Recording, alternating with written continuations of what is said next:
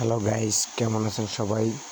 পালসারের balancer লাগানো হবে। দেখুন, ব্যালেন্সার লাগানোর আগে এই যে মার্কটা দেখে নেবেন, যাতে পিস্টনটা টপে থাকে, উপরে থাকে।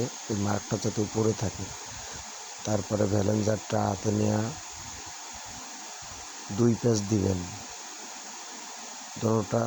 দোনো পাশের স্প্রিংটা 2 প্যাচ টাইট করে দিবেন, তাহলে পারফেক্ট হবে।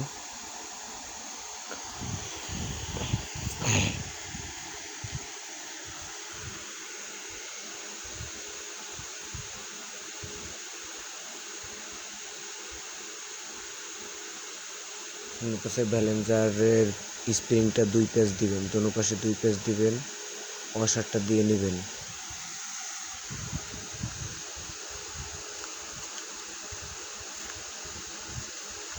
দেখতে থাকুন।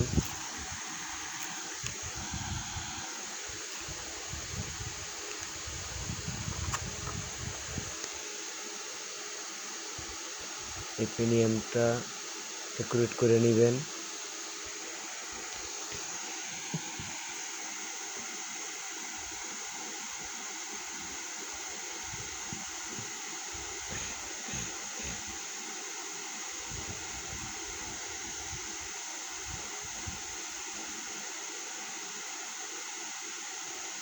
দেখতে থাকুন কীভাবে লাগানো হচ্ছে।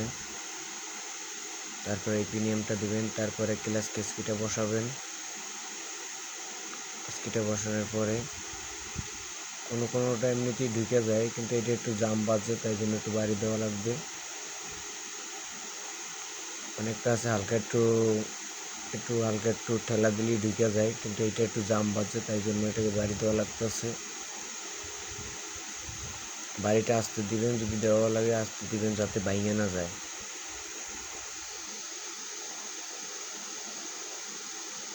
ধন্যবাদ, দেখতে থাকুন।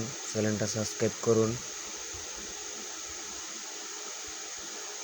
বাড়ি দেওয়ার কালে সাবধান, যাতে নাটের উপর বাড়ি না পড়ে। নাটের উপর বাড়ি পড়লে ক্ষতি হবে ইঞ্জিনের। হাতুড়ের বাট দিয়ে বাড়ি দেবেন, হাতুড় দিয়ে না দিয়ে হাতুড়ের বাট দিয়ে দেবেন, তাইলে আর কিছু হইবে না। আমার ব্যালেন্সার রেঞ্জটা একটু মোটা।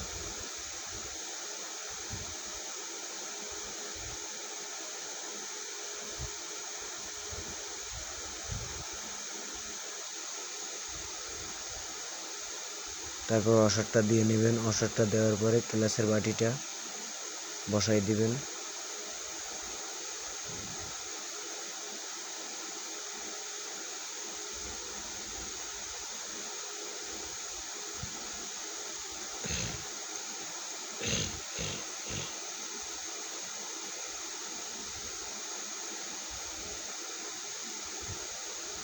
তারপর প্রত্যেকটা স্প্রিং দিবেন। স্প্রিং দেওয়ার পরে স্প্রিং কয়টা লাগিয়ে নেবেন।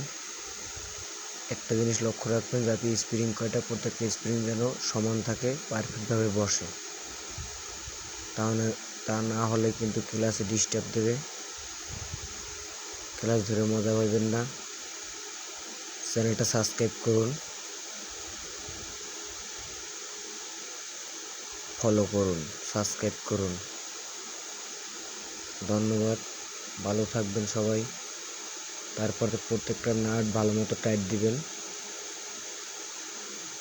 স্প্রিংটা সোজা রাখবেন, প্রতিটা স্প্রিং যাতে সোজা থাকে জিনিসটা লক্ষ্য করবেন। প্রতিটা স্প্রিং যাতে সোজা থাকে, নাহলে কিন্তু ওই চেম্বারটা ফাইটে যাওয়ার চান্স থাকবে।